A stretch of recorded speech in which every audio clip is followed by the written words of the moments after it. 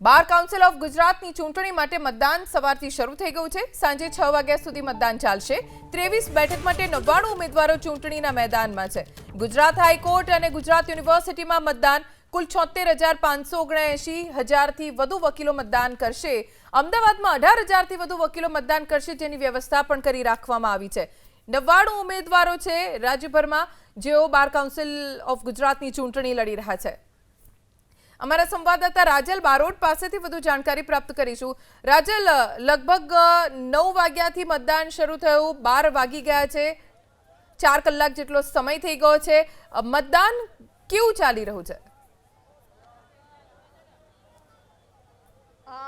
ધ્વનિ, ખાસ કરીને જે વકીલ આલમમાં ઉત્સાહનો માહોલની સાથે અત્યાર સુધીમાં જે મતદાન છે તે 20% સુધી થયું છે। આપ જોઈ રહ્યા છો અહીંયા આગળ જે માહોલ છે તે પણ રસાકસી ભર્યો જે માહોલ છે, કારણ કે આ ઇલેક્શન છે જે પ્રતિષ્ઠા ભર્યું હોય છે અને એટલા જ માટે અહીંયા આગળ મોટી સંખ્યામાં જે વકીલો છે કે જે સવારથી જ મતદાન કરવા માટે આવી રહ્યા છે। આપણી સાથે ઉમેદવાર પણ છે નીતિન ભાઈ ગાંધી, તેમની સાથે વાત કરીશું। કેટલી મહત્વની આ બાર કાઉન્સિલની જે ચૂંટણી છે તે છે ને આપ ઉમેદવાર છો, તો વકીલ આપના ઉપર શા માટે ભરોસો મૂકે? જેવી રીતે આપણે વિધાનસભાની ઇલેક્શન હોય છે એવી રીતે ગુજરાતના તમામ 1,30,000 વકીલોનું આ ઇલેક્શન છે અને 87,000 વકીલ આ વખતે વોટિંગ કરવાના છે। અને મહત્વપૂર્ણ વસ્તુ એવી છે કે હું યંગસ્ટરની વિચારધારા જોડે કે બધી જગ્યાએ ડિજિટલ સિસ્ટમ હોવી જોઈએ, બધી જગ્યાએ જે જુનિયર એડવોકેટ છે એમને ખૂબ જ સારી રીતે બધી જગ્યાએ સપોર્ટ મળવો જોઈએ। આ તમામ મુદ્દા સાથે હું ઇલેક્શનમાં ઉમેદવારી કરેલ છે અને બધાને એ જ કહું છું કે ખૂબ સારી સંખ્યામાં વોટિંગ કરો તો સારા કેન્ડિડેટ જીતે આ ઇલેક્શનમાં।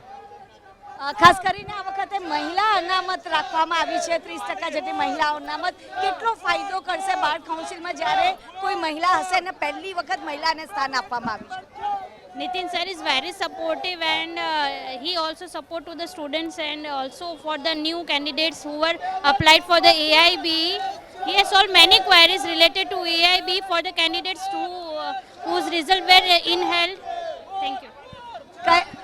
કયા મુદ્દાને આધારિત આપ મતદાન કરવાના? હું મોટા ભાગે જે જુનિયર એડવોકેટો છે એઝ વેલ એઝ સિનિયર એડવોકેટો છે એ બધા માટે એક સારી પહેલ કરે અને એક ડિજિટલ લેવલ ઉપર એડવોકેસીને પણ લઈ જાય અને બધાને એજ્યુકેશનલ અને દરેક બારમાં જુનિયર એડવોકેટ્સ માટે એક લર્નિંગ અને લોકોને શીખવા માટેના ક્લાસીસ હોવા જોઈએ, એ લોકોને સારું એવું પ્રોત્સાહન મળે અને આ પ્રોફેશનની અંદર એક જે રાજકારણ વગરની વસ્તુ થાય એના માટે આપણે વોટ આજે કરી રહ્યા છીએ અને બધાને અપીલ કરીશ કે પોતાના પ્રેફરન્સ પ્રમાણે યુવાનોને વધારેમાં વધારે મત આપવો જોઈએ।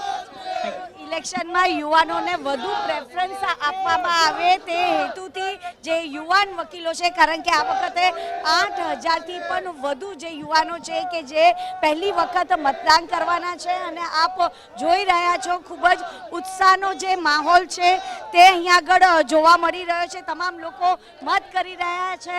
ખાસ કરીને કેવો માહોલ અત્યારે જોવા મળી રહ્યો છે આ ઇલેક્શન?